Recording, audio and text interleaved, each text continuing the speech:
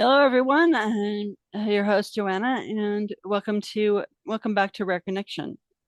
Since this episode is airing during Rare Disease Awareness Month, it's worth remembering that there are over 10,000 rare diseases affecting about 30 million Americans. Nearly 1 in 10 people individually care. The nearly 1 in 10 individuals, but collectively powerful. Uh, Today, we're focusing on spinal muscular atrophy, or SMA, a rare genetic and progressive neuromuscular disease that affects about 1 in 10,000 births, roughly 1 in 50 people carrying the SMA gene.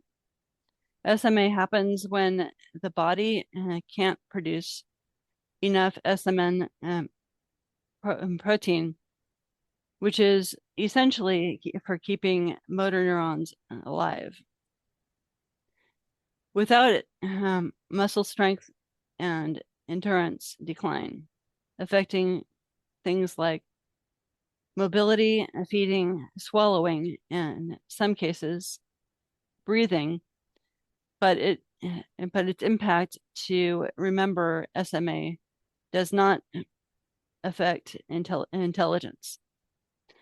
There are multiple FDA approved treatments today, including gene therapy and earlier diagnosis, especially through newborn screening. It makes a major difference in outcomes. And to help us understand what living with SMA actually looks like beyond the medical terms, we have a special guest, Candace, who is diagnosed in childhood and has built an incredible career shaped by leadership, advocacy, and accessibility work. We'll learn about her lived experience, her early life in the entertainment industry, and work as the founder of I Am Abled Incorporated. So, Candace, for listeners who are meeting for you for the first time, can you share when you were diagnosed with spinal muscular atrophy, and when those early years and what those early years were like for you? Hi, yeah. Well, first of all, thank you for having me. It's definitely an honor to be here. And for me, I was diagnosed with SMA at a very, very young age. I would say 18 months old is, I believe, the time when my parents told me that was the official diagnosis. And I think from what my parents tell me, um, realizing, that I was growing up and, I was meeting all my benchmarks. I was meeting my height benchmarks, my growth benchmarks, my development benchmarks. But then around, when children are supposed to start walking and crawling, my mother and father noticed immediately something was off. And thankfully, to my mother and father's constant, resilience into looking into what that is and, advocating on my behalf, they finally got to a neurologist that knew it right away. Oh, this is SMA. And I was quickly diagnosed, and I just remember life didn't really change that much after that. I still had a very fun, very normal, quote unquote, normal childhood. Um, I don't think I noticed I was different until I hit pre-K. Hmm. And for others that don't know, pre-kindergarten. Um, that was when I noticed, oh, I'm a little different than all the other kids. I walk different. I had like a different gait of how I walked, almost similar to the way a penguin would walk because of how my spine was. Mm-hmm. So I was very easy to fall, get off course. And that's when I noticed, oh, I have something different. Mm-hmm. And that was my first introduction to what life as a disabled person would be. Mm-hmm. Is when I went to started matriculating through school. And pre-K, I started getting the looks, and you got young kids, so it's just looks. You're still at the table sharing food and all of that, but it's looks at that point. But then when I started going into first and second and third grade, then you kind of get the questions, and then questions become bullying.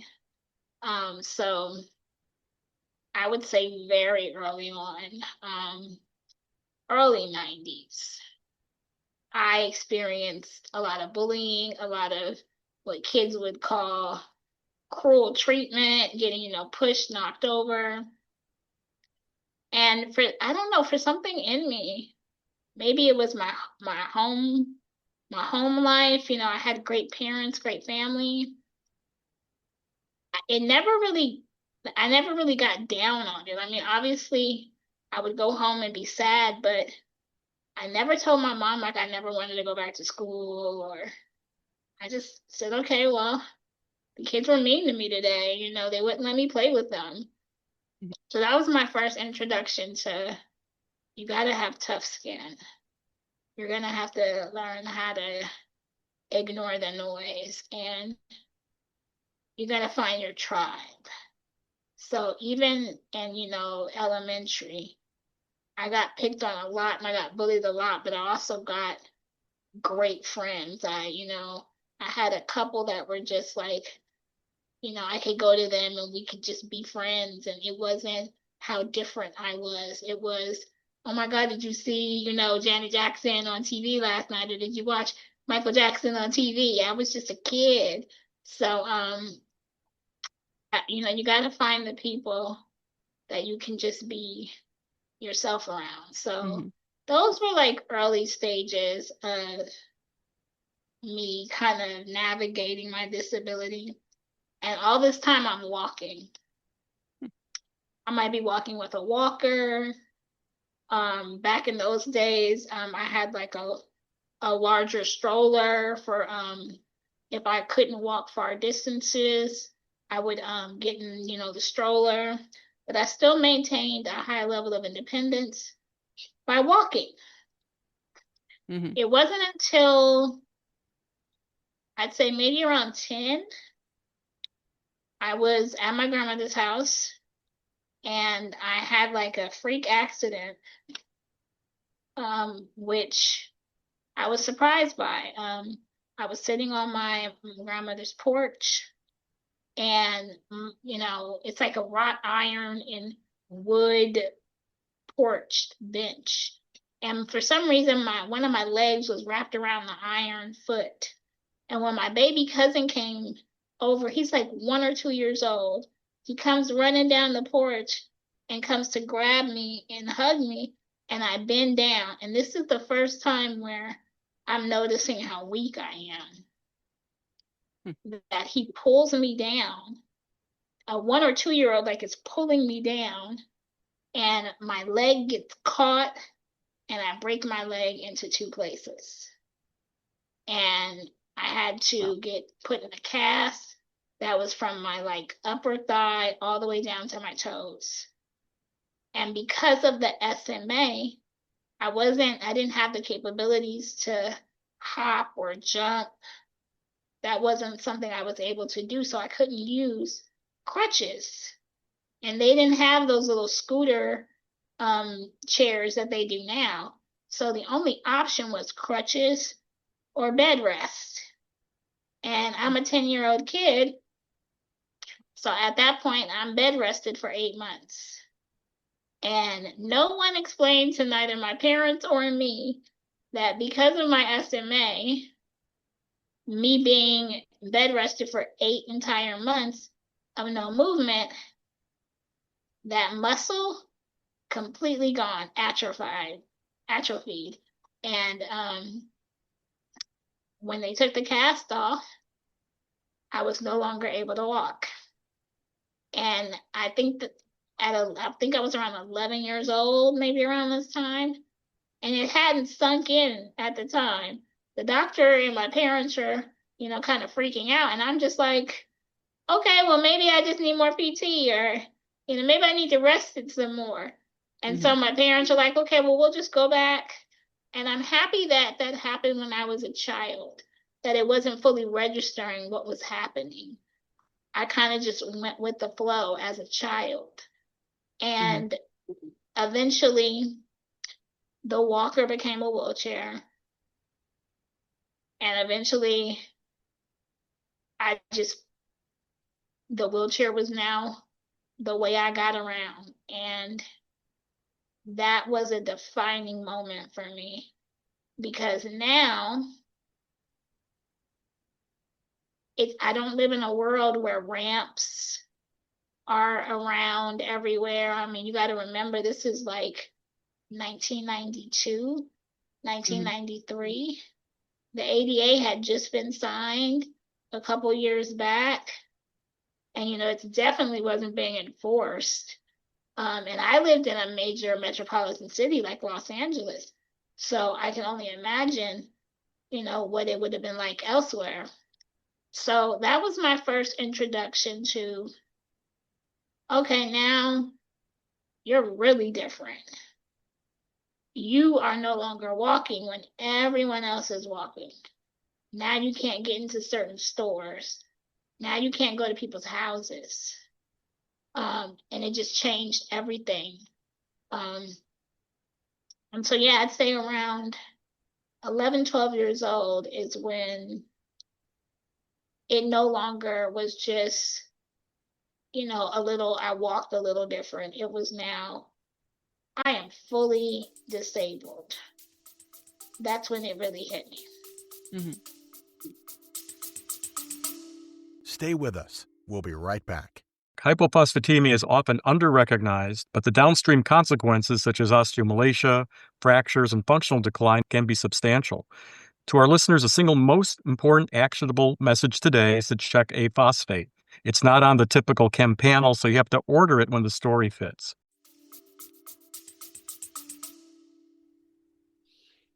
So, were you ever on seizure medications? I'm sorry? Were you, this is a different off question off what I know sent you, but were you ever on seizure medications? Seizure? Right, because sometimes seizures, I know this is mostly spinal stuff, but seizures can affect, the medications can affect your balance. No, I never was. No. So it's a Yeah. lot of things, a lot of people will, I know I'm on seizure medications, and I used to walk like a drunk person because of the seizure medications. So Oh, I was wow. pulled over by the cops a lot because of it. And so that's part of my rare disease. Oh. And what were some of the earlier symptoms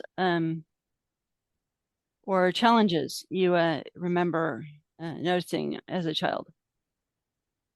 As a child, I just remember going in stores and everything. I knocked over everything because my wheelchair was so big and bulky. I remember going up to, office buildings and my mom having to struggle with the wheelchair and the stairs because, like I said, early 90s, this is still brick and mortar steps, and it's not a lot of elevators, not a lot of ramps. Curb cuts, were not very common. So I just remember, she having to move. I remember being in an upstairs apartment, and, prior to me being in the wheelchair, stairs were still a problem, but I was able to navigate them with the help of my parents. But I remember at that point, we had to move downstairs, and we still stayed in the building, but I remember realizing, oh, this is because of me. We have to move down here because of me. And so it just changed everything. Mm-hmm. Again, hard not to compare, but I used to be in a wheelchair myself, and it's can be scary if you have to go upstairs because they almost have to pop a wheelie in order to get you upstairs, and so it's and down also, but which is interesting when you are living in the city like myself and you're looking for accessible housing. You have to factor in, not every apartment are you going to get a ground floor apartment, or if the ground floor is actually ground floor, how many flights of stairs in an emergency. You have to do those mental gymnastics, and oftentimes I didn't have to do that before. When you're able to walk, that's not something you always have to think about. It's also surprising that the ADA didn't play a role in this because Americans with Disability Act has been around for a while. Well, they absolutely played a role. I mean, it was a couple months or a couple years after I was born that the ADA, was, really getting and going, and, seeing some progress, but we're still seeing progress that needs to happen with the ADA. So, when I was a kid, imagine trying to fight and advocate for a new law and bill that came into existence, and people were not happy because that meant they had to put money toward renovating buildings and areas. They were not happy about that. So I think the ADA at the time was a blessing, but there was a lot of improvements that need to happen. There still are, unfortunately. A lot of the older buildings can get away with it. I work as a caregiver, and if you go, I also noticed that here in Oregon, and that most of my clients are on a upper floor. I may have worked with one or two of them that are, and I've been doing this for 13 years, that are actually on bottom floor. Yeah. It never happens. I mean, I've had overweight clients that are really hard to lift. I have no idea what they would do if there's a fire, especially since they're right near the elevator. And it's out of commission when there's a fire. I mean, there's definitely protocol that, you pray that your local fire department remembers an emergency. Yeah. But, living in the city or, in the urban society, apartments are what most people can afford. They can't afford to, have a traditional home or condo. So you make do, and you try to keep yourself as safe as possible. So how did family navigate that your diagnosis at the time? Did you have access to specialists or resources early on? It sounds like you did have access. Yeah, I had access to specialists. And like I said, that's completely to the testament and blessing of my parents who advocated. I can only imagine, healthcare in America, and then being Black in America and with healthcare concerns. So I'm so thankful to my parents that said, we want the best for our child and we're going to pursue it, and made sure I saw the best specialists that they, could, get to. And as far as like my family and home life, that's one thing I can say. My parents, my aunts, my uncles, my cousins, it was very, I never felt like I was different. It was very much, I mean, I was different in the fact that I didn't have the same chores. I wasn't washing dishes like my cousins, but I, um, I definitely we all got the same treatment. We were all at our grandmother's house. Very much happy childhood. My parents made sure that, yes, there was a side of my life that was raw, to say the least. I was in doctor's appointments constantly. A lot of my life, I missed a lot of schooling, with friends and, the social aspect of it, because I was back and forth in, hospitals and doctor's visits, especially in the early beginning. But they also made sure to have a balance. So I was at the park. I was always at my cousin's house every Friday, watching our favorite 90s sitcoms and TV shows. Like those are my core memories, playing with my cousins when the Mario Brothers came out on Nintendo and fighting over our Game Boys. Like those are my quintessential childhood memories. And so I don't look at my childhood with sadness. I look at it like with so much fun because my parents made sure I had a childhood. And for parents with kids with special needs, I cannot stress that enough. Your child has so much to deal with in the raw adult world of the medical world. So to offset that and make sure that they feel like a kid, making sure that they have those moments, it's so crucial. It's nice that you had the supportive family, and not a lot of people have that. Yeah. And I'm surprised at how much the doctors knew about it then, with it being a rare disease. I'm shocked knowing as an adult today. I'm shocked that they knew so much about it then. But I believe that that's less about the doctors and more about just meeting the right person that was perfectly aligned with my story. I think it was just purpose filled. For something so rare, I think it is very odd and kind of funny that they did know so much about it. So I think it's just unique to my story that doctor, that specialist, was almost like an angel that was able to give my mom some guidance, give her something to focus on that can make sense of it. And a lot of parents, are just seeking that. So I was blessed to have that with my story. Yeah. Most rare diseases are a paragraph in a textbook, so it's rare to find somebody who actually knows about them. Yeah. And oftentimes the patient is actually the one that informs the doctor. So it's kind of reverse psychology. And I find myself doing that now. I find yeah. myself as an adult doing that now during my medical history.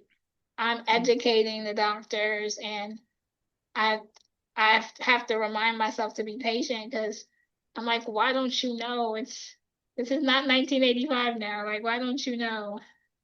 But I have to remind myself they're learning. So, do you go to university? Well, yes, I go to I I go to a university focused hospital, but I've been through so many medical places.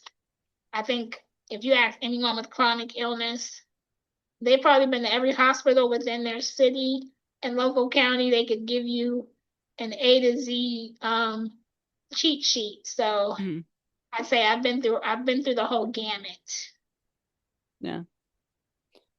So did it take you a while to get diagnosed, or was it? No, diagnosis came at 18 months. Yeah. So actually, that's pretty quick. Yeah.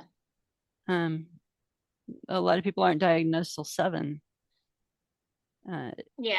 Mine came, like I said, to the blessing of my parents and that doctor. Yeah. But normally it's the student doctors or the ones that are brand new, right, fresh out of medical school that know the most about these conditions because, like I said, they're a paragraph in a textbook. Yeah, and I think also I was, I don't have anything to do with this, but the fact that I was born when I was, doctors, maybe back then there was maybe a focus on what they were studying. I know there maybe weren't as many student doctors in those times. You got to remember this is almost 30 plus years Mm, ago. So, now we're seeing a different evolution of healthcare and we're seeing more student doctors come in. And hopefully they're coming in and learning so that they can pass on that knowledge to the new class that they're, going to be, working in residence with. So mm, when I come across student doctors, I'm curious. I want to learn from them too. Like, what made you want to get into this? mm, Especially when I talk to my specialists, I'm always curious, what made you want to get into this? Because this is unique. I am unique. So what made you mm. want to focus in on that uniqueness? Yeah. You have a great attitude about this. Thank you. You got to when you go to the doctor's Yeah. office. Try to make it Yeah. fun somehow. So, SMA presents differently for everyone. How would you describe your type and how has it changed as you've gotten older? I definitely say that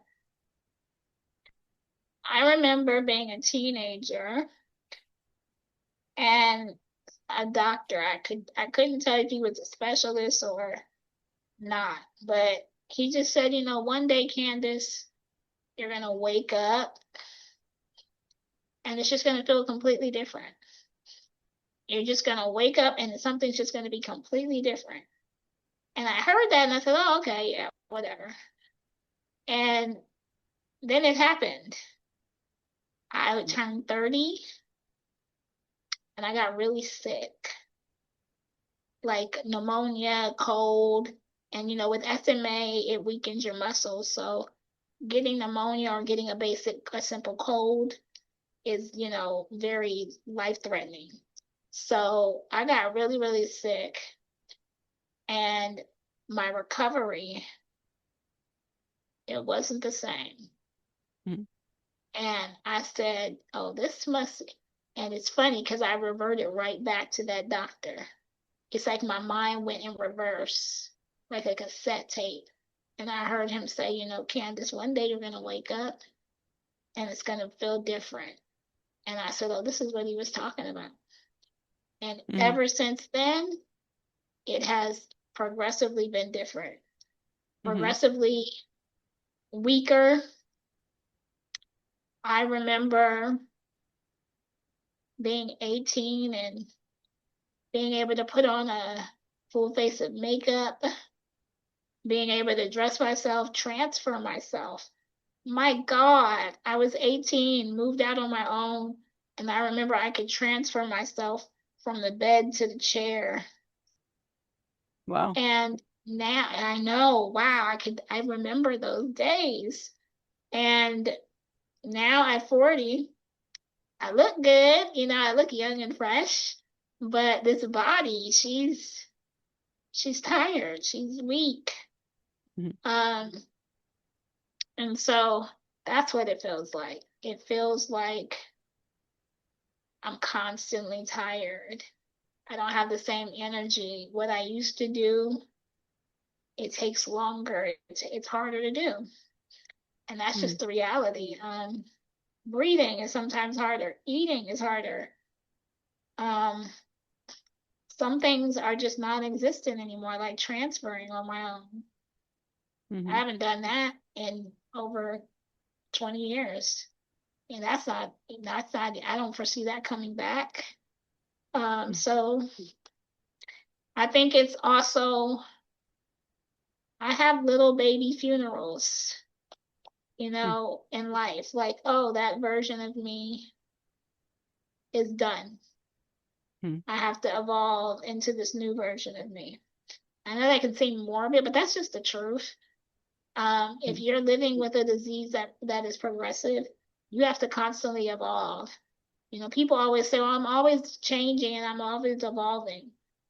Have a chronic illness that progresses. That's constantly evolving. That's constantly waking up saying, okay, what's today going to be like? Can I do what I did yesterday?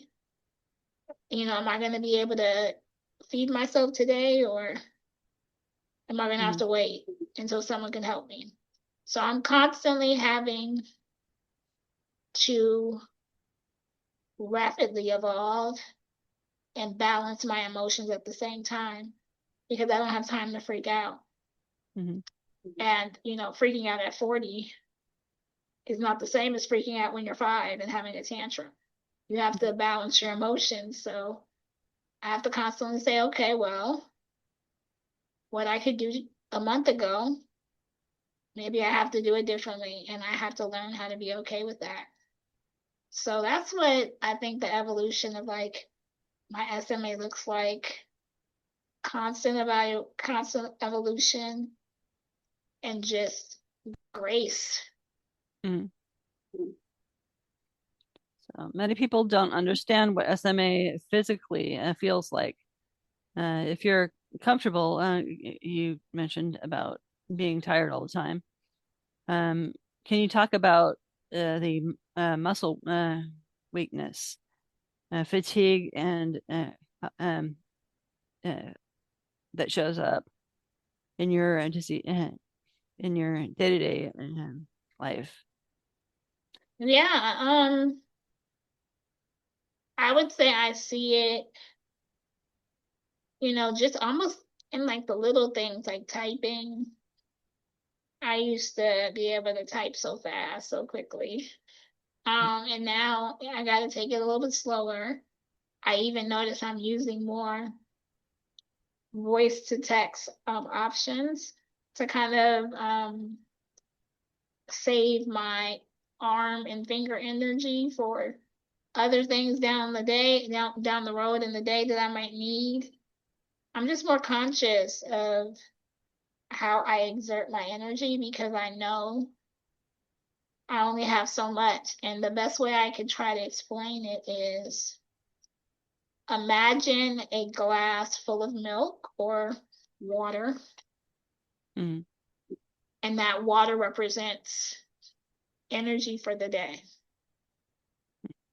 When I was 18 and I was young and had all the energy that I thought I could have, and I think that cup was maybe at its best 2/3 full, compared to a able-bodied person with no rare disease, no SMA. That cup is full strength water with powerful electrolytes. And now at 40, that glass for me is at 1/3 full, and that's at my best. That would be a great day to have 1/3 full strength energy. Compared to probably an able-bodied person at 40, that glass is probably maybe closer between the 2/3, 1/3 area. If we're really being honest with ourselves, maybe 2/3 to 1/3 area. That's their best. And I have to navigate life with 1/3 of that energy. And that's at my best. Now imagine if I wake up and it's been a night of pain, chronic nerve pain, or I didn't, you know, where I only got 2 hours of sleep, or if I just came out of the hospital and I'm sick, it's gonna take me longer to recover. Before it might have took me 3-4 days. Now it takes me maybe 2 weeks. So, I just have to constantly remind myself and others that your full strength, I'm working with probably 2/3 less than what you have, and I got to make it work throughout the whole day. And probably by the time I eat breakfast and check my emails, I'm exhausted. So I have to stop and recharge and keep doing it. When before, 18-year-old Candace, 25-year-old Candace, 35-year-old Candace, that recovery time was a lot less. Mm-hmm. So that's how I would describe it. That muscle weakness is the everyday things. Putting on lipstick, losing that ability to lift my arms up to put on the lipstick. When I'm a girly girl, so I've been putting on makeup since I could sneak into my mother's bathroom. So, to lose that ability, even for a day, even for a second, imagine being on a date and wanting to reapply your lipstick and you can't. Like, that's a simple thing to some people, but to me, in that moment, that's another sign that my disability is taking something from me, my independence. And I have to rationalize my emotions in those moments and play it off like, oh, there's nothing. I just took this lipstick out for no reason. Let me put it back in my purse and to not look like a crazy person. Like, those are the things that go through my head. That's what SMA looks like as it progresses for me. I like your analogy of the milk better than spoon theory, which is the other way people explain a lot. So feeding nutrition can be a big part of SMA. The management. What has your experience been with energy levels, GI issues, and um, maintaining stamina? Um, you know, I would say this is a weird iffy topic for me because with me, I grew up in a Black house with comfort foods like fried chicken and macaroni. And, I also grew up with a rare disability, a rare disease, which limited the way that I could exercise, which limited the way that I could move my body. And I picked on weight quite quickly as a kid. So a lot of my life, I was on diets because it was very clear that we had to maintain my weight so that I wouldn't pick up weight because I obviously couldn't work off the weight. And that has been my relationship with food since I could eat. And up until recently, I was realizing a new evolution of my body. I found it difficult to pick up my arms to feed myself. And because of this, I drastically lost a lot of weight. And I noticed that now I'm at this weight and now I need to maintain a healthy diet. And I find that having SMA making it difficult to feed myself independently is challenging.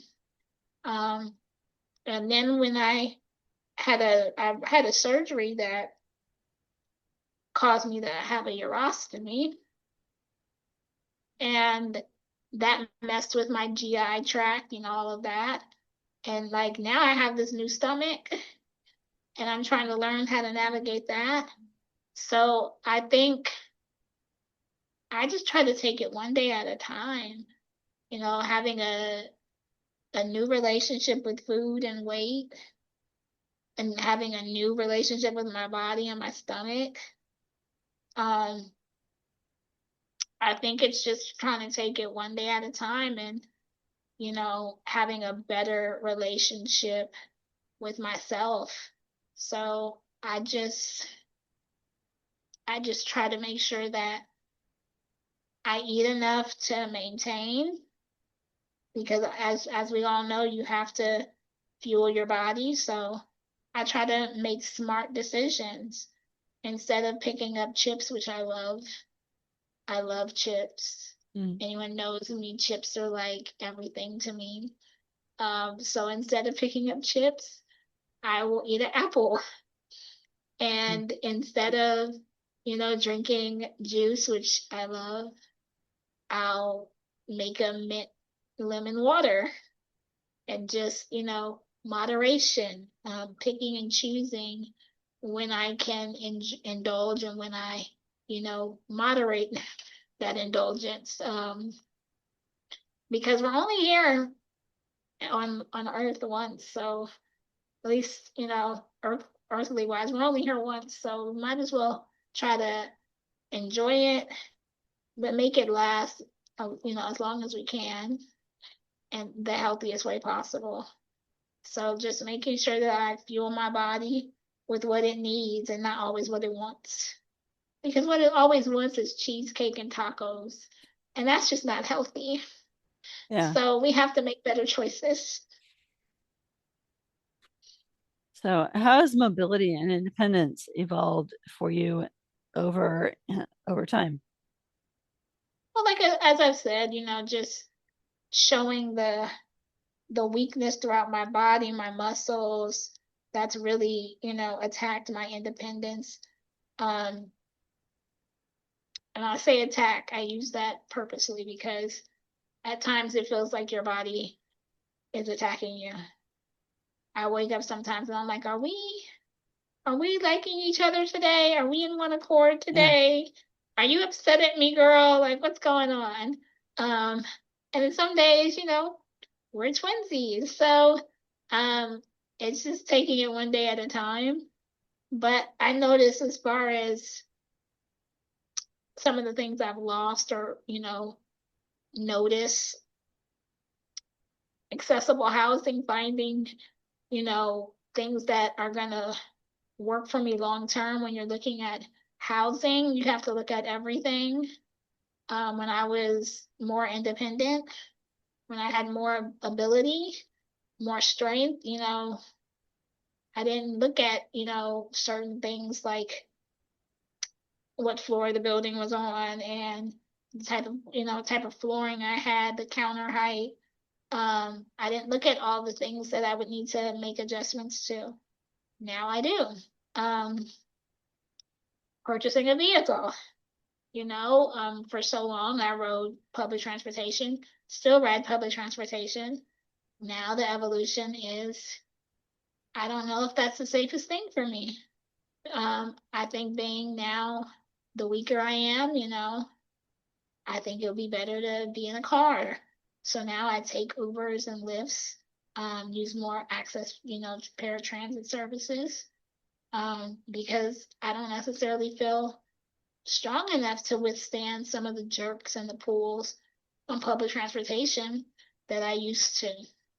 And I mean, I used to. I would be on every line, train, bus. I knew them like the back of my hand. That's how I got around my city.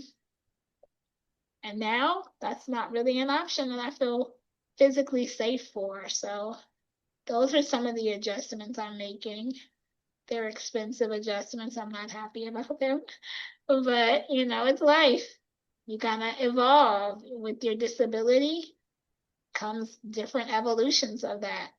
I'll notice that when I, have to hire my PCAs to help me, they have to help me with a lot more now. So those are just the things that I notice. I require a little bit more assistance. And just realizing that it's okay. I think just telling myself it's okay. So, do you use the Hoyer lift? No, not traditionally, no. Mm. I have a little Hoyer lifts take so long. I'm so impatient. By the time the Hoyer lift cranks down, cranks up, you roll it out, crank it out. I could have slid over with a sliding board. Mm-hmm. So I have been sliding into wheelchairs with the assistance of a PCA for over 20, maybe 30 some years. And I'm sure one day I'll have to get a Hoyer. But I live in the city and we have storage concerns. I don't have a walk-in closet. I don't know where I'm gonna put that Hoyer lift, and it's not gonna be in my living room. So, and maybe when I buy a house, I'll have a Hoyer lift when I can strategically hide it in another guest room. Yeah, people don't know this, but you can actually get ceiling Hoyer lifts, I and so know then I want that. I want that with a passion. I have been dreaming of that since I was a little girl. I heard about it in the 90s, and I like mm, rich people had them. And I have been dreaming of a ceiling Hoyer lift, and I promise you, I will know I have made it when I can get one. I'm gonna get there though. I do have Medicaid. No. So yeah, a lot of people, if they're on Medicaid or Medicare, they also can, which you would probably qualify for. You Maybe I should can, look into this. yeah, then you can get, they will pay for one piece of equipment a year, and so Mm, that would be the most important one for you to get. tell me, yeah, this is, and maybe that's just, I want to highlight this being that it is Black History Month. Um, I heard about that when I Mm-hmm. was a little girl, and it sounded so mythical, but I knew because I knew that was something that was not available to me. Mm-hmm. I knew financially it was not available. The fact that I even heard of it was crazy because most people don't even hear of those things. Yeah, But as a it's Black like, kid, I didn't have resources available to me like that. mm, yeah, Medicaid is financial, but it is a has a financial limit. Medicare doesn't. Medicare only is required. You got to get, you got to have your medical records. They look all the way through. Um, I'm on Medicare myself because of a stroke, but Yeah, uh, and I'm sure that they would offer that. I think that what I'm trying to highlight is even if it's available to you, some people have never even heard of it to ask for it. Even mhm, myself, I don't even know the proper ways for it to be available. I think mhm. that's the lack of the education and resources to everyone is what I'm trying to show is yes, Mhm. I heard of it. I would love to get it. Maybe one day I can and learn how to navigate that. But yeah, not everyone has those opportunities. So yeah, if you do you have a case manager? Yeah, well, yes, I do. Currently in Yeah. appeal, but yes, I do. So yeah, especially if you go through DHS, they should know about these things. But I know a lot of people go through the agencies also, and they But don't you pay have to better have for a the. home for it? Or No, you don't. oh, I okay. I work as a PCA and a home care worker, and not almost none of my patients are in houses. They're Okay. almost all of them are in apartments. Hmm, okay. I may have had one or two in house, but with a lot of I mean, most of the Hoyer lifts I've seen are either electronic or crank, and so Yeah. they those do require bigger space. And Yes. And I yeah. may have seen one or two of them. One of them had like a mobile area; she had a stand to sit, Hoyer lift was kind of neat. I had never seen those before, but they do exist. And she had MS. But there was one of them who stored it in her bathroom. It was big enough to fit in her bathroom. I wonder if And she liked it in her bathroom though. I mean, because we have yeah, to also remember, I'm a girly girl. I want it to yeah, look nice, you know. I always advocate for, you know, accessibility doesn't need to look sterile and ugly and medical. We gotta make it look fashionable. So I always love the idea of ceiling Hoyer lifts and things like that because make it aesthetically nice too. That's something that I feel should be available to people. And I think you make a valid point. You know, a lot of these Hoyer lifts and things of that nature are installed in apartments. And so I think we should take note of that, that can be seen as a reasonable accommodation oftentimes.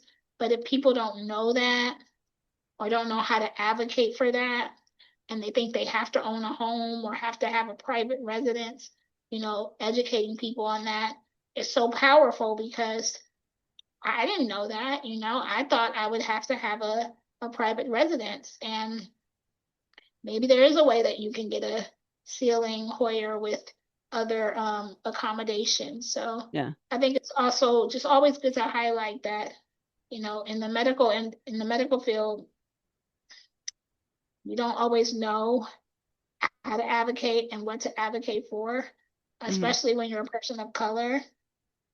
It can yeah, be very confusing and disheartening. So if you can find a way to understand it, pass on that knowledge. So I'm so happy that you passed that on to me because I'm for sure going to bother my case managers about it now.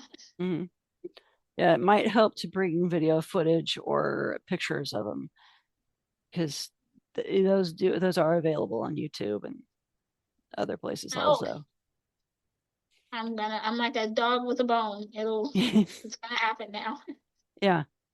So, what do you wish people understood about the invisible aspect of SMA? Hmm. Man, I wish that they understood that I'm exhausted 24/7, just trying to keep up, just trying to keep up. And do I need to keep up? Sometimes it feels like I shouldn't have to, but I live in a society that Mm, says if I don't keep up, I'm a burden and I'm not worth your tax dollars. So I think it looks weird to them when I say I'm disabled, but I still want to work, or I'm disabled and I still want to have a thriving life, because that's contradictory. That's contradictory. How can you be disabled and still want to live a thriving life? How is that possible?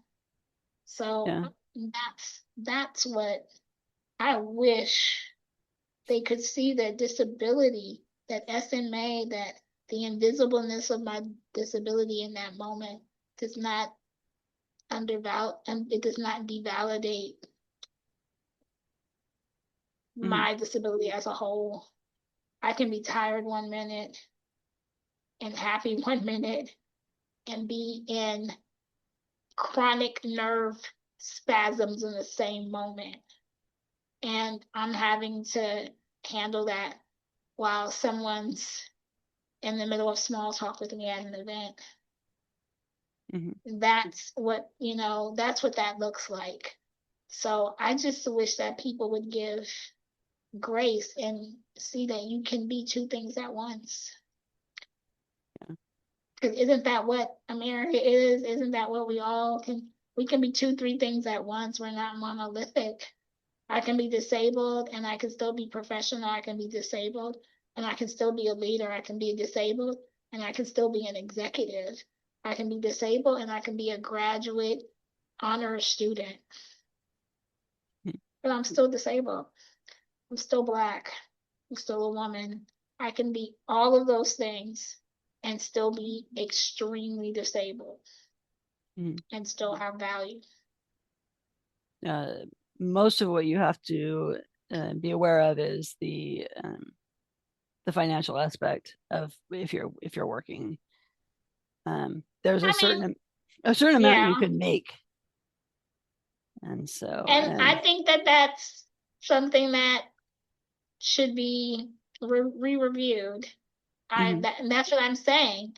I can be disabled and still be of value to society and still need help from that same society.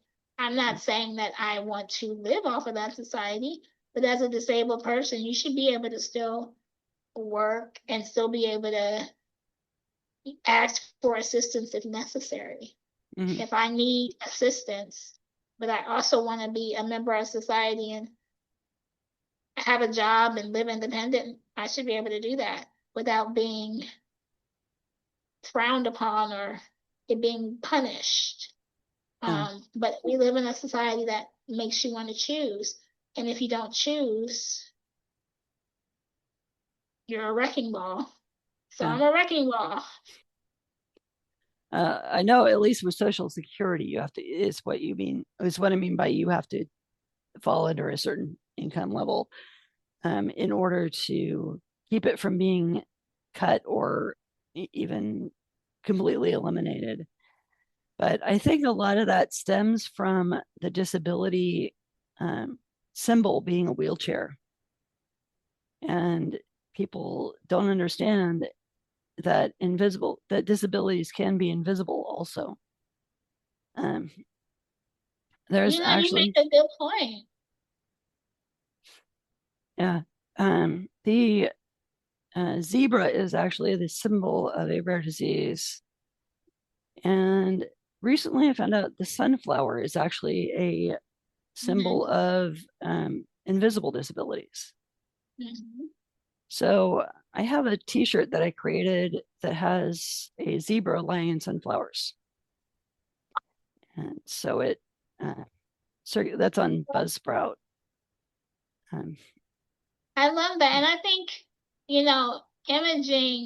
imagery is very powerful. Marketing is very powerful.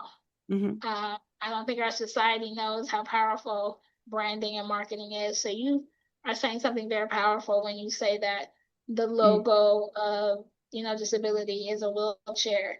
It puts such a different tone, a different possible stigma on that particular disability or particular mobility device.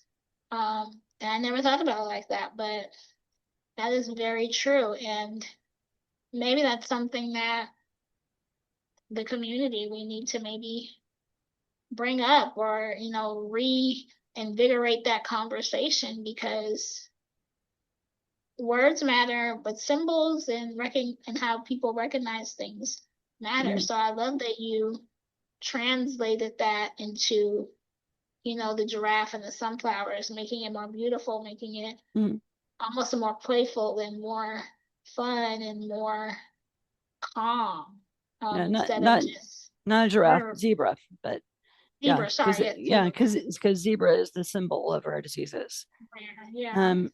And also, I don't have you ever if you ever took paratransit, but it's available in the States and it's normal. A lot of times it's door to door. I know in Washington, at least, it is curb to curb, but Oregon, it's door to door. I know. I've never taken it in California, even though I used to live there, but I didn't find out about it until 2003. And they actually gave me last time I was there for the for the testing because every 3 years you have to go back and be reevaluated. They gave me a lanyard with the sunflower on, and it has a place to write down if you can't talk or something, what you need help with. And so I really like that. Yeah, I heard about the sunflowers, and sunflowers happen to be my favorite flower. So I love that it's, symbolically connected to the disability community. Not Did not know about the zebra, so thank you for, I Yeah. did not know that. I wonder, is it because zebras are rare? Is that why? Right. That's why, because it's also because of the striping. The zebra, this every stripe is individual. All the stripes are individual, so that's why. Oh, So there's actually a famous saying from one of the doctors. This also points out the medical community, but if you hear hoofbeats, think horse, not zebra. Horses are common, zebras aren't. And so well, you uh, said if you hear horse hooves, if you hear hoofbeats, think horse, not zebra, okay. which is a lot of why the common conditions are more popular, are you know more talked about in the medicine. I'm And definitely gonna have to get something zebra in my house. I did not yeah, know about the zebra, but and I did not know about the stripes. I love anything that's symbolic, so thank you. yeah. Um, every year around this time of year, also every Life Foundation has something in DC where you can talk to your politicians about different bills that are effective. Every Life Foundation, their DC conference is probably the most visible um, aspect of the rare disease community. I mean, every year they fill up 4 flights of stairs and counting. So it's with all rare disease patients for a picture.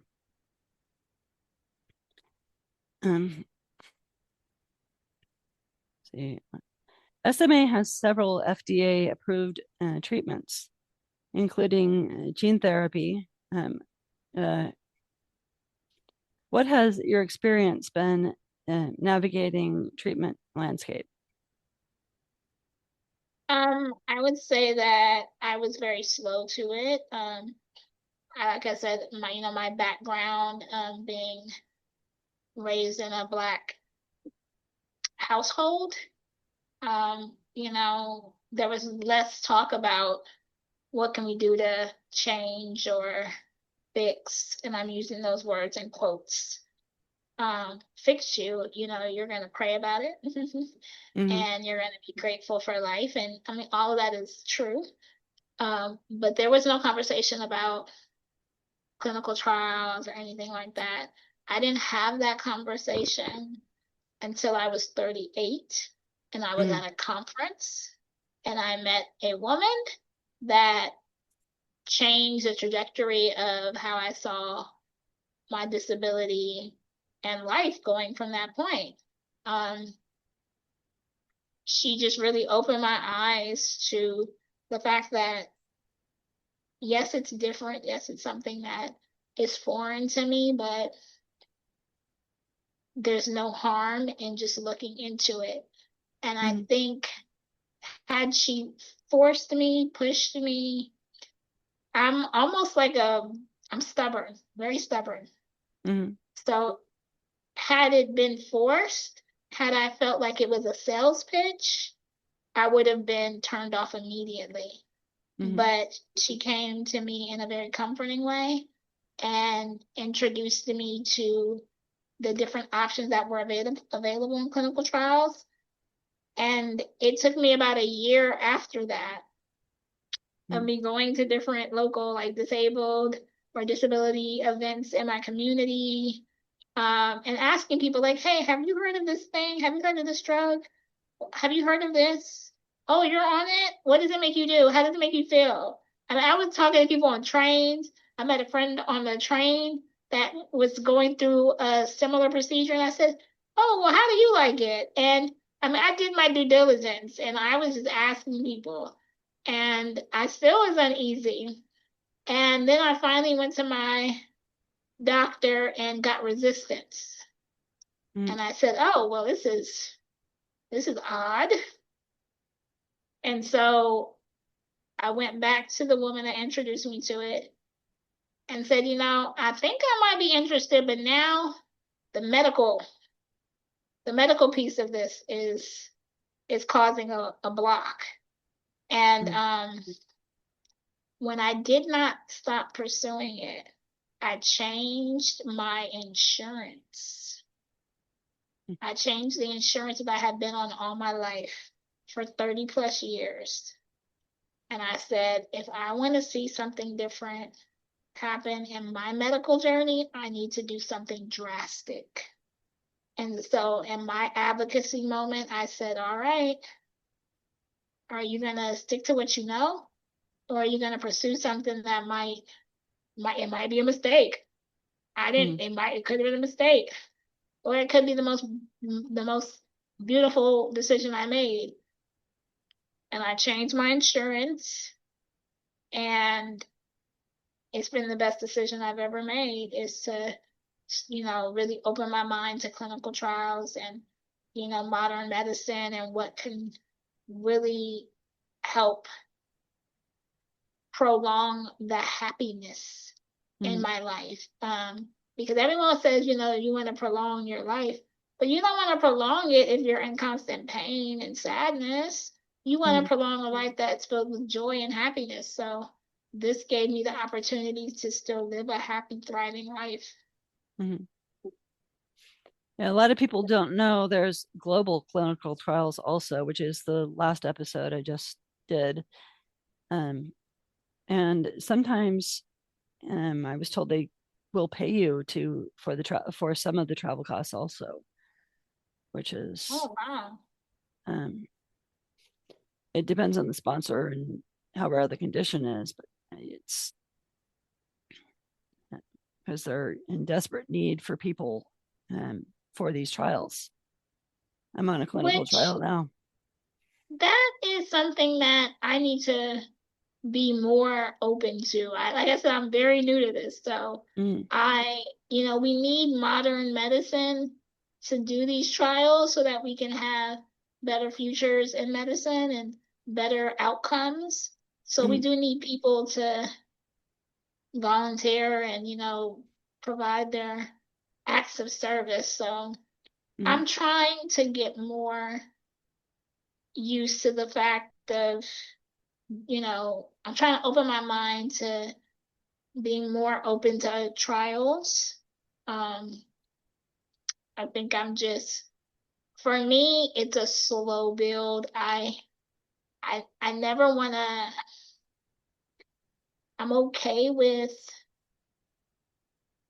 making some, adaptations that may help me continue a healthy life, but I also want to maintain the fact that this is the body that God gave me. And so I want to honor that in the best way possible. So I don't know, I guess it's a seesaw of how much do I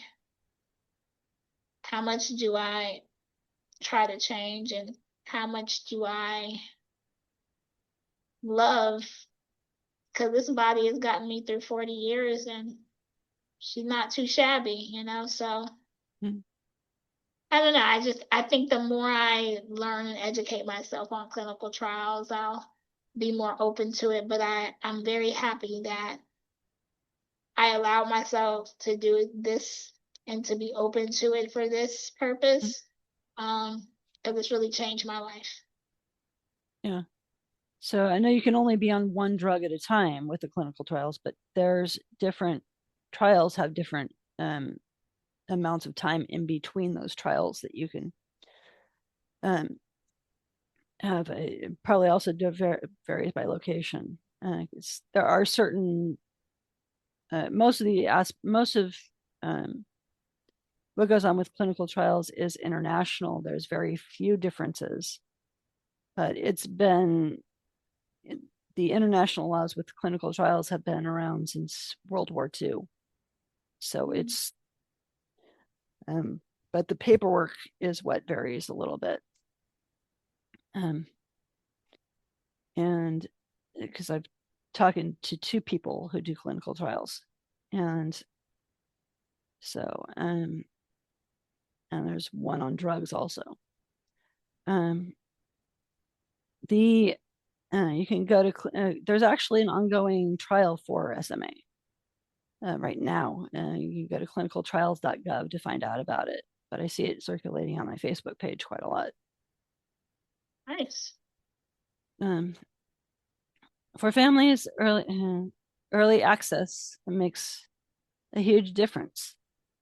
What are your thoughts on newborn screening and how timing affects outcomes? I think I mean, for myself, I would definitely pursue early screening, early testing. I would definitely pursue that. I think, in my opinion, it doesn't change. It educates how I move forward. The more you know, the better you can do. So if you have a head start on knowing what might be there or what might be approaching, I think why not? But for others, they feel differently. Like my parents, I mean, early detection wasn't really. I don't believe early detection was available, but I do believe there was an opportunity for them to do like some type of screening or testing, and they opted out of it, basically saying like we don't need to have that. And they basically were saying like that doesn't change, how we are gonna move forward. So I think like if you are able to do it and it aligns with, your parenting style, and why not? We've been asking for medical advances, so this is one. Why not? But for others, they don't want to, and I respect that as well. I mean, to each his own, but I think if we have it, like, why not? So, do you feel the general public understands how critical early diagnosis is? And No, I don't. yeah, I feel like they don't have an idea of that. I feel like that's something that maybe should be a part of, new parenting, your checkups. I think that should be a part of how our healthcare system, helps and supports, their patients. Because you don't always know what to ask. You don't know what to look for. mm-hmm. But I think, having conversations like this where people can hear it and start asking questions, when you stop asking questions, that's the beginning of your demise. So having platforms like this where you can talk about, clinical trials and, early detection and screenings, we need that. You start your career in the entertainment industry. What drew you to that space originally? I mean, I grew up in Los Angeles. I grew up listening to, you know, music and watching, like I said, Janet Jackson and, Mm-hmm. Michael Jackson. And I just was fascinated. I was a little mini child star. I did a couple commercials and did a little acting. So entertainment always intrigued me. Like I told you, I always talked. I was a big talker, big, ham in front of the camera. So I was just like intrigued. I did not want to do anything admin office related. Even in high school, I was very much, when kids were like destroyed over their SAT scores and, frantic about what school they were going to get into, I was very clear. I was going to like a musical school. I was always a creative kid. So entertainment just seemed like a good fit. And like I said, I did not want to do anything office, admin. I grew up with a family that was, they grew up working for the local government. We are a family of public servants, and proud of that. My mother worked 40 plus years for Los Angeles County, so she is a public servant to the fullest. But I did not want to be that. I wanted to be in entertainment. I would tell my mother for days and days, I do not want to work in an office. I want to be on the red carpet. So when it was time to pursue a lane, I said, I want to be on the stage. I want to be doing something fun. So I started interning out of college. I had like 2, 3 internships a semester because in the entertainment industry, you could get an internship that would be maybe a month long and it would be like project based. So I was seeking internships all the time and I fell in love with it. It was different. And what was also different was being disabled and trying to navigate the entertainment world in Los Angeles in the early 2000s and mid 2000s as a Black woman. I will say that was a different experience. And I think the fact that it never dawned on me that I couldn't go and pursue the entertainment industry. It never dawned on me that I couldn't be what I wanted to be. I just had to work harder. I knew I was going to be up against a long road of, resistance. The entertainment industry is very vain. It's all about beauty and what it looks like and who you know. And here I am, this, chubby Black girl in a wheelchair, a power wheelchair at that, no car. And I live in Los Angeles, and anyone who knows, LA is a car culture city. So you don't have a car, and then you're trying to get into these fancy, I'm trying to intern with these fancy, places. I was delusional. I was magnificently delusional. But that delusion led me to not say no, not give up. When they told me no, I said, all right, I'll go a different way. But I was definitely a unicorn. You didn't see me. You didn't see me in the entertainment industry. You didn't see a Black girl in a wheelchair that was a powerhouse. You didn't see that until you saw me. So I think the delusion for me to think that I could navigate the industry and then the actuality that I did still kind of throws me for a loop. But I just wanted something different. I wanted to love what I did. And I didn't think I'd see that in an office job. Go figure. Yeah.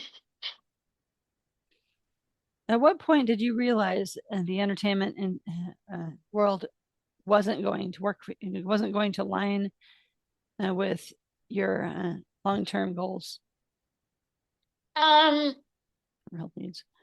I think that the reality hit me when I was working as a assistant for a celebrity at the time. And I realized I could no longer give my all because I had to start caring about my own body, my own health needs. I needed insurance that was stable. I could no longer keep working both industries, working the entertainment industry and then also working at a regular 9 to 5 in the public sector. I couldn't keep doing that. I needed to pick. And boy, was it hard. It was not a choice that I wanted to make. Um, I had worked so hard to make a name for myself in the industry. I had, gotten through so many barriers. I had earned respect. That's hard to come by in the industry. Respect is hard to come by in life, but especially in the industry. And anyone that knows, when you've worked in the industry, when you've earned that respect and you've earned it, it's hard to walk away from that. So when I realized that my disability was not going to align with the entertainment industry's hours, it wasn't going to align with my body and what it needed, my health and what it needed. And like I said, I needed a stable check. I needed a stable insurance. And the entertainment industry wasn't gonna give me that. So I decided that I needed to just fully focus on working my government job. And I did not like it in the beginning. It took me a while to kind of evolve to, like I said, I had to almost have like a little mini funeral for that life that I wasn't going to be leading, because I was no longer going to be on red carpets. I was no longer going to be doing that. I was no longer going to be rubbing noses with celebrities and things like that. And when you're young, and I mean, I was like 20, 25, 27, 30. When you're young, we're going to events and working celebrity parties, and that's fun. That's not an office job. That's hard to walk away with. And then people say, "Why are you leaving?" Oh, because I need to make sure I have insurance so I can make sure I have stable income so I can pay for my health care and my needs. That's not fun to say. So just kind of mourning the loss of a career that I thought I was meant to have, that was hard to do. But very necessary, because there's no one more important than myself and my health. And so just realizing that it's okay to pivot.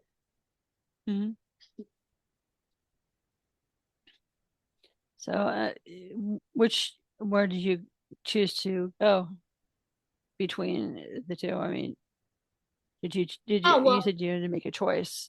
yeah, I chose working in the public sector and going full government. And from there, I basically said, okay, you don't want to do just office work. You don't want to work. And one thing I didn't want to do was HR. I did not want to work in HR. And I did not want to just do mundane office work. I knew that I was meant to do something. I'm here for a purpose. So I pursued different departments within our local government and city government, and did that for about 15 years. I think that people tend to forget that I look young, but I am 40, so I've been working for decades, and putting in my time. I didn't make it to an executive overnight. It feels like it sometimes, but I remember those nights and those years and those decades working many hours. So I just decided to continue to work and continue to find what I wanted to pursue. And I started to see that disability was not called out in government spaces. When it wasn't called out in the work culture, it wasn't really called out with reasonable accommodations. It was very taboo, hush hush. It was kind of like, if we don't talk about it, you don't talk about it. And I didn't like that, because I was a Black girl in the government spaces that needed help and saw others that needed help. And it was just, we were just kind of hushed and silent. So I said, okay, well, if I'm going to be here, maybe that's my purpose. Maybe I need to highlight or bring awareness to some of the inequities that I see within the disabled community, within the intersection of race and disability, and nobody was doing it. And that's when it hit home, and I said, this is what I'm supposed to do on this earth. This is what fills my cup up. Is really being a voice and advocate for the disabled community in all the spaces that I enter, whether that be the entertainment spaces, whether that be, you know, going to you know, a different event in downtown LA, or maybe that's going to an office building, maybe that's going to a board meeting, a city council meeting. But I wanted to highlight that we needed to make some changes. And with the resurgence, I like to say, of DEI, which has been around forever,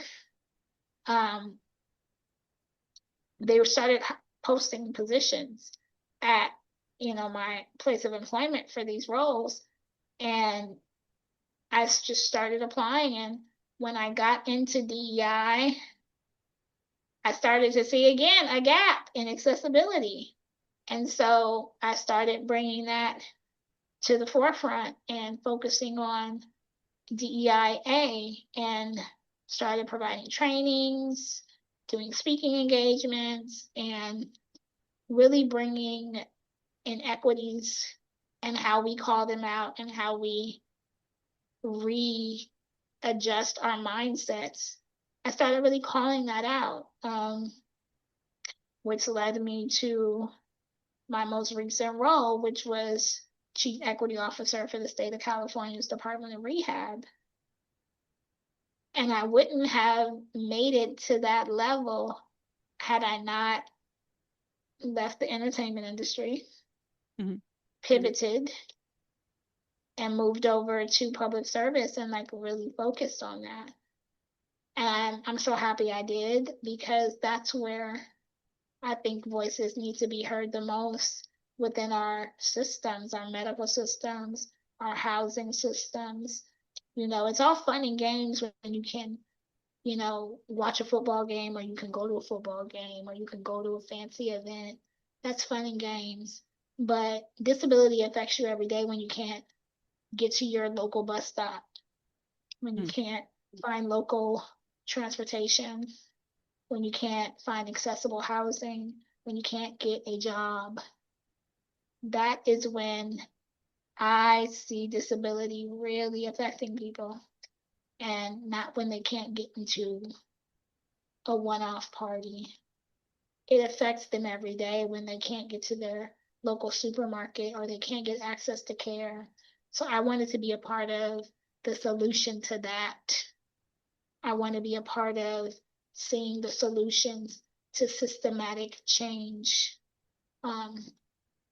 So I'm so happy that I did pivot, because this is where I'm supposed to be. That's what I like about places like, you know, companies like the nonprofits like Every Life Foundation and Global Genes really do a lot with for the rare disease community. But especially Every Life Foundation will sometimes pay for you to go to DC. There's also things that they do locally with your, in when the politicians are in your local offices also. So what does DEIA stand for? Diversity, equity, inclusion, and accessibility. Because I never heard the term before. No. Oh, yeah. Yeah, it's a pretty popular term now. But yeah, that's been my focus for almost I would say all my life. Mm-hmm. That's my life's work. It's my life's work. Everything else in between is kind of like, oh, I did that for fun, but this is my life's work. It's Mm-hmm. really being a voice for people of color, people within the disabled community that are trying to live everyday lives. Everyday lives is what you remember, how difficult it was to get access to care.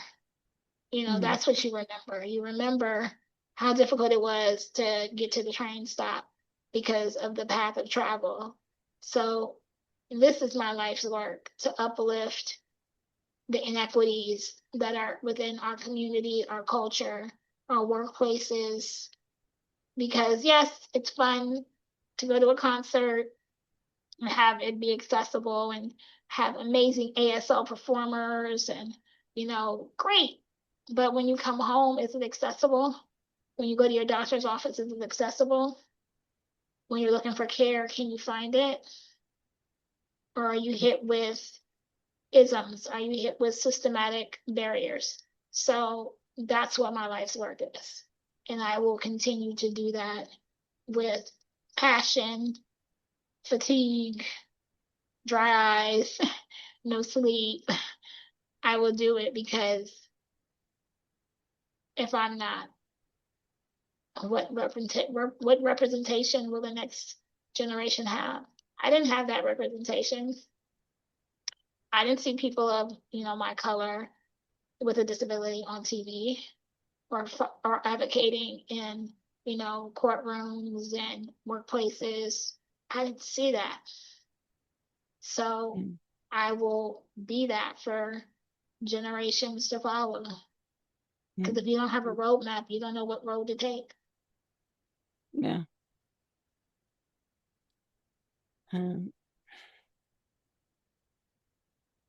Let's see.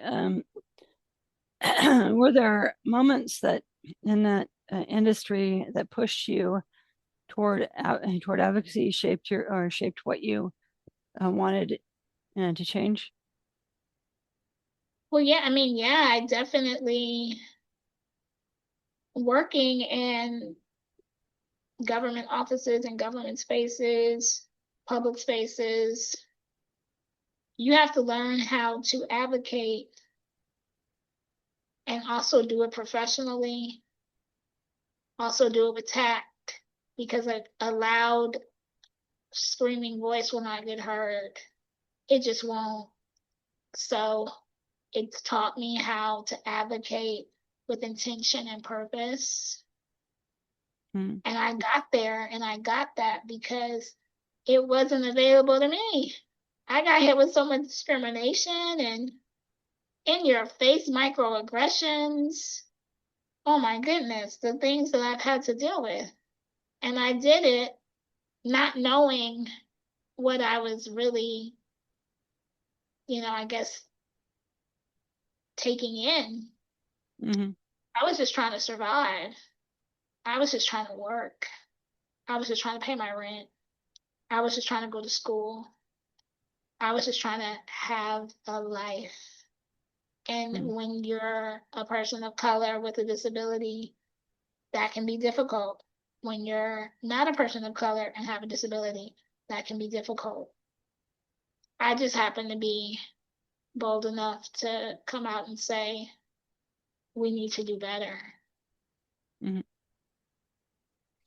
So, what inspired you to step into that leadership space? Into leadership, Right. um, I would say I don't think I strive for leadership. I strive to get my voice heard. You Mm-hmm. just only can get your voice heard if you're in the leadership roles.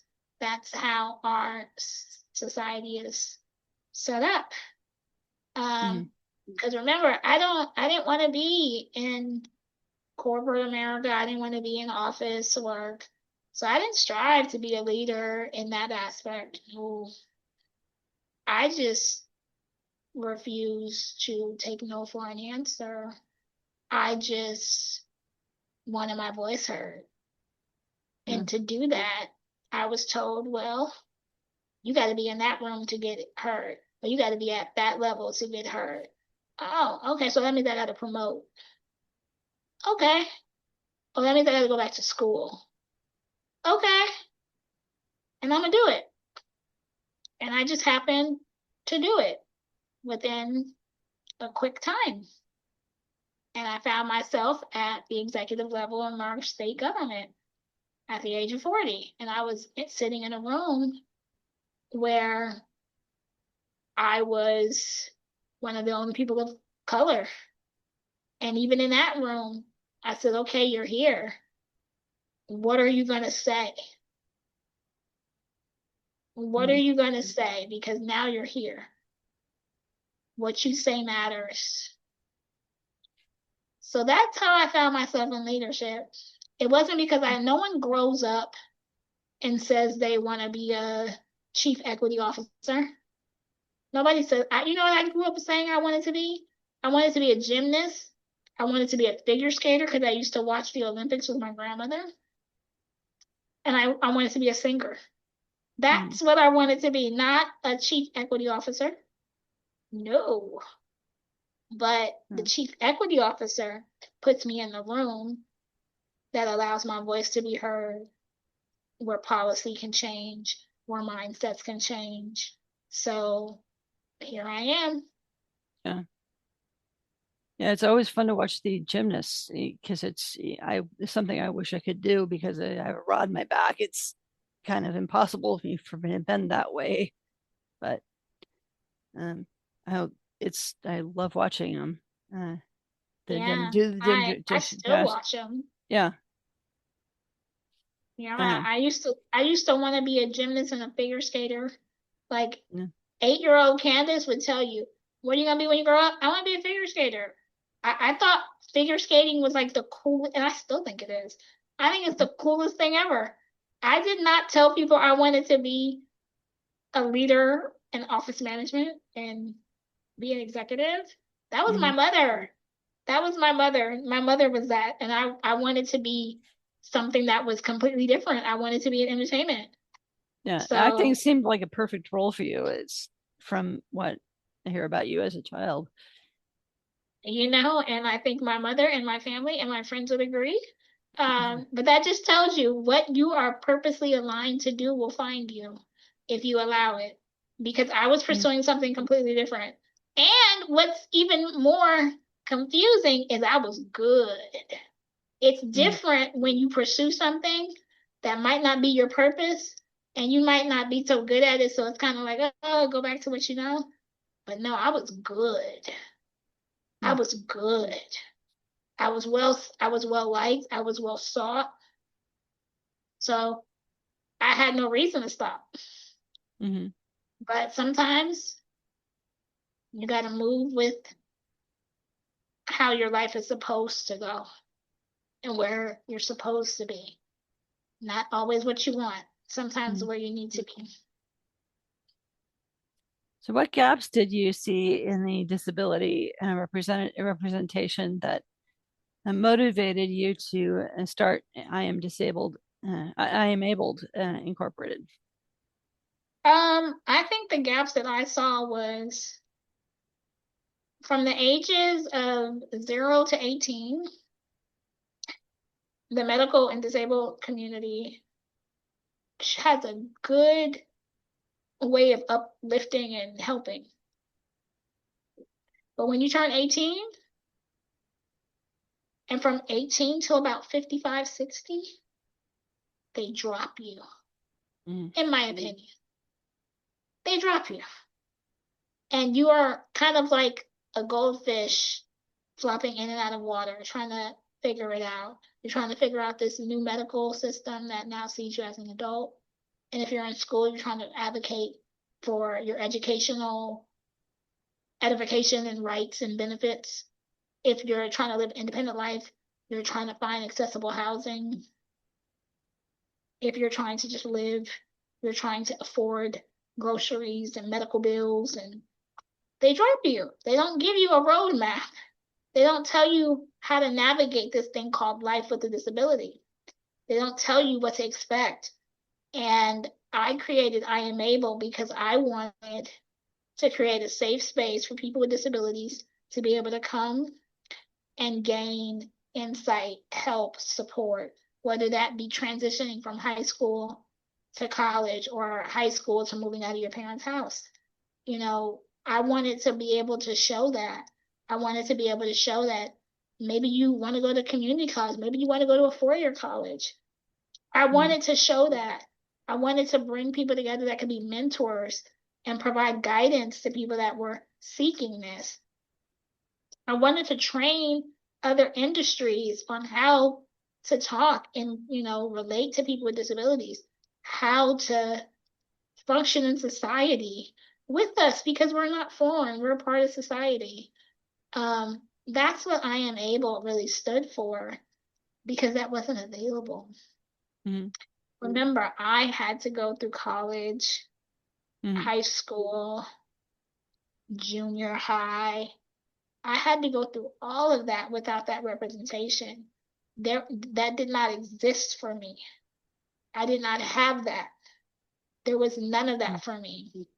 I know what it feels like to be 18, and I know what it feels like to not know what to do, not know how to be disabled in America because they don't want you to be. They want you to go away. They want you to disappear. Mm-hmm. And I said, no. If you're not going to show me, then I'll figure it out. And now that I've kind of gotten to my age, I've gotten a little wisdom under my belt. Why not share that so that the next person that wants to try it out, maybe they can gain some insight. I Am Able is supposed to be a safe space where you can learn, grow, be mentored, and still live a thriving life as a disabled person.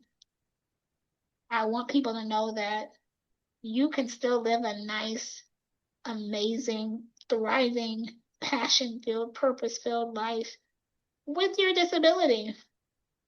Because why not? You're here. Wouldn't you rather enjoy it? Like, try, at least try. You have to fight for it. It's gonna be hard. You're gonna have to fight for that happiness. And I wish that our world wouldn't make us fight for it so hard. But maybe with different laws, different policy changes, that fight won't be as hard in the next 10 years.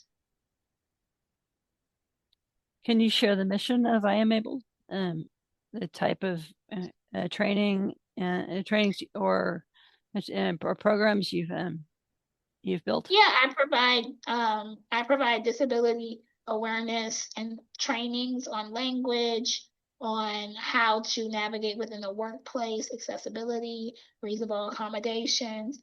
I also provide mentor services, kind of helping people transition. I provide job skills, resume skills. So it's just a place where you can really come to gain support if you're looking to make that transition from, I've been doing things one way, now I want to try maybe living independent. I want to try maybe looking for a roommate, getting an apartment, going to school, taking a class, anything that makes you feel like you want to try something different. I Am Able is here to make that transition a little bit easier, whether that be through social engagement, mentor, trainings, consults. That's what I'm here to provide. So how do you live, how does your lived experience with SMA influence the work you do today in the DEIA accessibility? I would say that SMA is the blueprint for my life's work. I am the blueprint for my life's work. What makes me me, and educating people that this is okay. This is a different type of normal. Like, I always love to see the expression on people's faces when they say, "Oh, So you've worked? Yes. Oh, and you're disabled? Yes. And you went to school? And you got a degree? I love to see those expressions because I Yeah. am blowing your mind the fact that I can be disabled and still function. It's blowing your mind that I can be disabled and have intelligence. It's blowing your mind that I can be disabled and sit on a board and talk about politics and reform. It's blowing your mind. And I'm gonna keep blowing your mind until Yeah. your mind is no longer set in the old ways of how you view disability and accessibility. I'm gonna blow your mind. You have an incredible line. Whether I roll into a room or walk into it, then you'll remember me. Um, can you talk about what the statement means to you? I mean, it's pretty much, yeah, whether I roll or walk into this place, which basically means it doesn't matter how I come in here. Mm. I could come in here with no feet, 1 foot, one arm, no arm. So whether I roll or walk, you will remember me Mm. because I'm that I'm that I'm just that. You're gonna remember me. I'm that girl. I'm that girl. You're gonna remember me. So has it And shaped? No.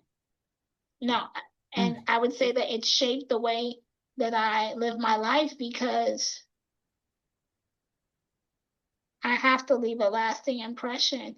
My wheelchair can't. Mm.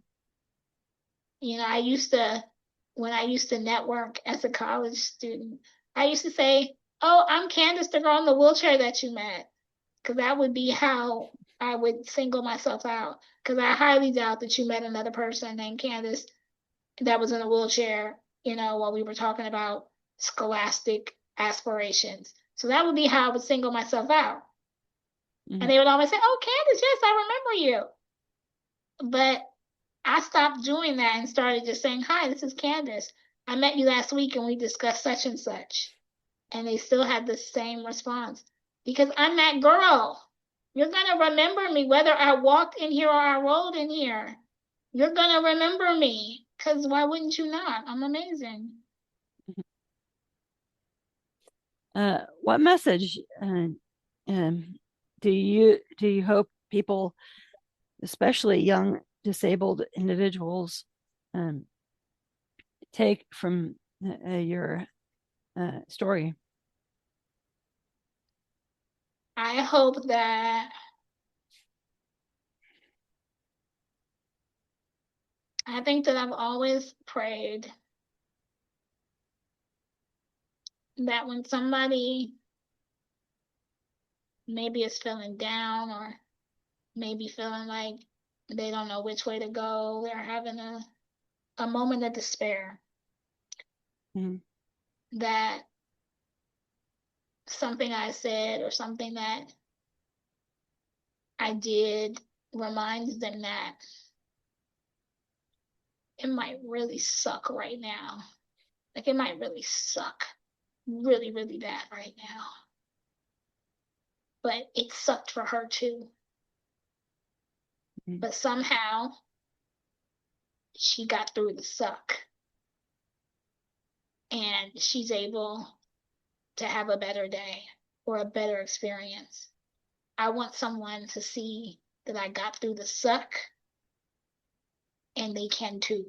Because I'm not gonna lie to you and say it's not gonna suck.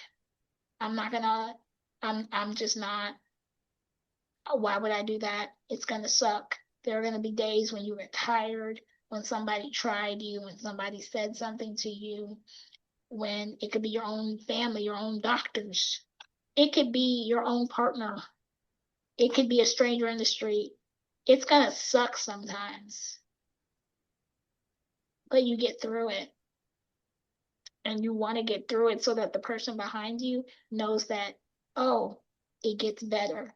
Because if we don't get through the suck, you realize we're just in the sucky part. You got to push through.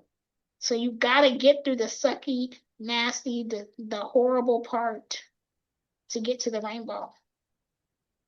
So I want someone to see that my sucky parts didn't erase the good that life can give. That my sucky parts didn't take my joy. That my sucky parts of life didn't make me want to give up. It made me want to push forward so that I could talk about the amazing times I've had in Mexico, or when I went to Spain and got to see, all these amazing sights and architecture, or when I was in Turks and Caicos having a beer on the beach, waiting for my cruise ship to dock. Like that, those are the moments that you want to talk about. When I got to work a red carpet with, some of my favorite celebrities. But I had to get through the sucky part to get there. Hmm. So know that it's gonna suck. Yeah. But you can get through it.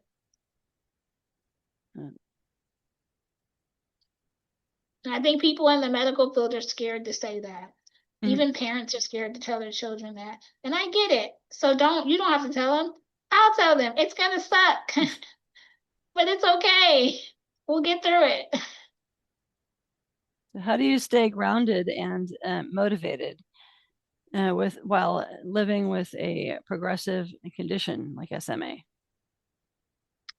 To be honest, it's my faith, my belief in God, and having family and friends that I can lean on, that even in my sucky days will be like, get up, not today. And I still have those moments presently where I might have to have my friends be like, girl, okay, you had a day.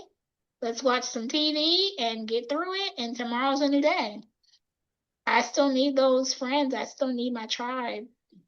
So I think my faith in God and my family, and just always remember it gets better. It gets better later. No, it's greater later. That's the saying that I've heard. It's greater later. So when you're 20 and you're trying to figure out what you're going to do for the rest of your life, compared to when you're 40 and you're still trying to figure out what you're going to do for the rest of your life, you just take it day by day. And I'm looking forward to the greater. I'm looking forward to continuing to live some amazing, amazing life moments. So, what advice would you give to families who have just received the new SMA diagnosis? I would say to a family, stay grounded in unconditional love, that nothing is going to overshadow that. The love you give to your child or your partner, unconditional. You have to remain rooted in that, because love will conquer everything. And then also just remembering that it's gonna take time to adjust. Take that time. During that time, educate yourself. Find your local resources and find your state resources, and also find your federal resources. They are at every level. And I say that even not knowing all of what's available still to me, because it's forever changing. And then find your community, and make sure it's a local community, whether it's online or local within your community where you can drive to, but make sure it's local enough where you can tap in when you need to on a frequent basis. It can't be something that's so far, far, beyond the reach. You have to be able to tap into your community. And then just knowing that you got to be patient. SMA requires patience. It's not a fast disease. So be patient and give yourself grace and fight hard. You gotta fight.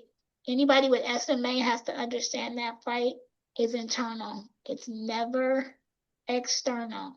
It's internal. It's a mental fight. But you gotta be ready to fight.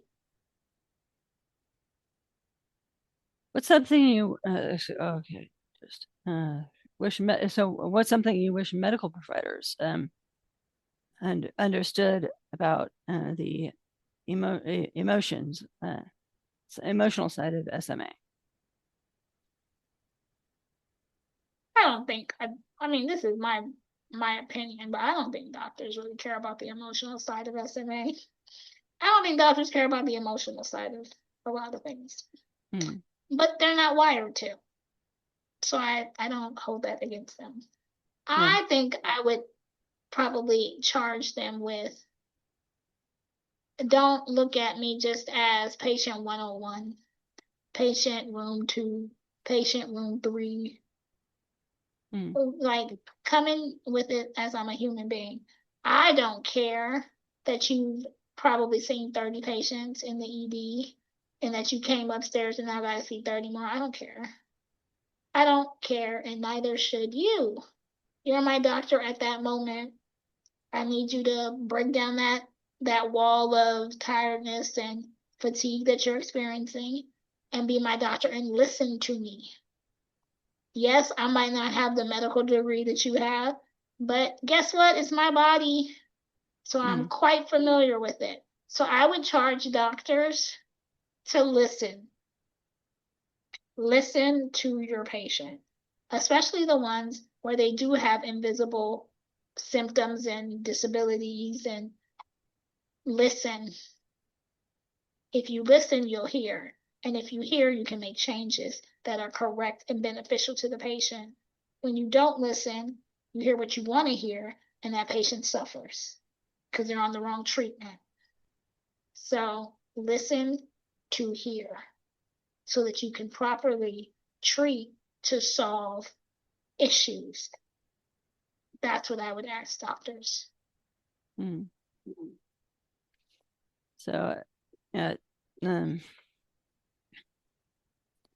listen actually has the same letters as silent. They're just reversed, and so it's is something that a lot of people don't think about, but and you kind of have to be silent to listen. But we always respond to ask, and so it's something we're conditioned to do a lot.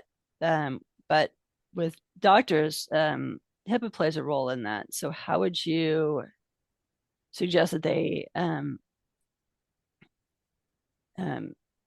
refer to you without saying bed number 5 or room number 6 or whatever? They can use my name. That's not. Yeah. I'm talking about when the doctor comes in, doesn't look at you, and if you've been in a doctor's office where you've had a round of doctors come in, they come in, barely know who they're coming in to see, barely know your name, and they're just doing their rounds. That's a different experience as opposed to a doctor that comes in. You have a relationship with that doctor. They understand you and they listen to you to actually help and not bill codes. So I think that's what I'm saying. Doctors are not going to be the best at bedside manner oftentimes. They're not going to always be able to help you with your emotions, but that's not what they're there for. If you want someone to help you with your emotions, tap into something spiritually perhaps, call your friends, reach out to a family member, reach out to a therapist.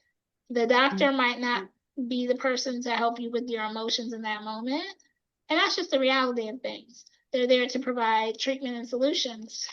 But many doctors don't listen to help. They listen to whatever they might be hearing in their own heads. I'm just asking the medical industry and doctors in general to listen so that they can hear. Yeah. I meant if you're out in the public world where you're in a hospital situation and you can't use a patient's name. You have to, because it's part of HIPAA. They have to protect you, and so it's part of the law, a legal situation. If they're in a room, yeah, they can refer to you by name, even though the walls are paper thin. You can hear right through them a lot of times, but I don't think they realize that, but they can. But yeah, if you're in a hospital situation where you can hear anything that goes on out on a hospital floor, they can't refer to you by name.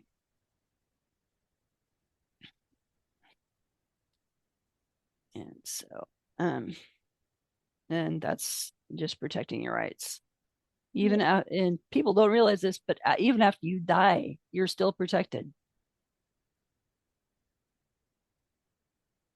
Good to know. So, how can listeners support SMA awareness and DEIA work and your organization? I think you can support SMA by finding your local chapters, and like we have different organizations like Cure SMA, and then you can support me by following me on my socials. My IG is thriving_on_wheels. And yeah, just, I have my website, CandisWelch.com. And that's CandisWelch.com. And yeah, that's how you can support me and find me. As we wrap up today's conversation on spinal muscular atrophy, I hope you're walking away not only with a clear understanding of the condition, but also with a deeper appreciation for the people for the people living with it. Every single day, SMA is rare, genetic, and progressive.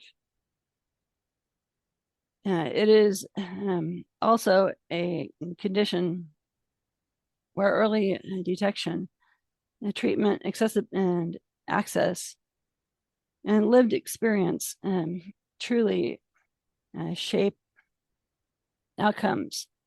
Between newborn screening, gene therapy, symptoms based on diagnosis and symptom-based diagnosis, and the daily realities of feeding strength, mobility, and stamina. No two SMA journeys look exactly alike. And that's why the voice, and that's why voices like Candace are so important here. Leadership in DEIA, her nonprofit work with I Am Abled Incorporated, and her willingness to share her lived experience help all of us understand SMA beyond the medical term, as a human story of determination, identity, and impact. If today's episode opened your eyes or gave you something to think about, please remember to subscribe to my YouTube, to this podcast, Rare Connection, and your favorite on your favorite platform. Subscribe to YouTube. Subscribe to my YouTube channel Rare Chef, where I also do cooking videos, and watch the video version, which is also on the YouTube channel. Comment below the video to share what resonated with you. Audio listeners, check the show notes for a link to the send me a text link in the show notes. Thoughts or questions. And follow Rare Connection on Facebook, X, and LinkedIn for stories like this. And as always, if you or someone you know is struggling, please reach out for help. You can call or text 988, or you can also text home to 741-741. Help is always available, and you are never alone.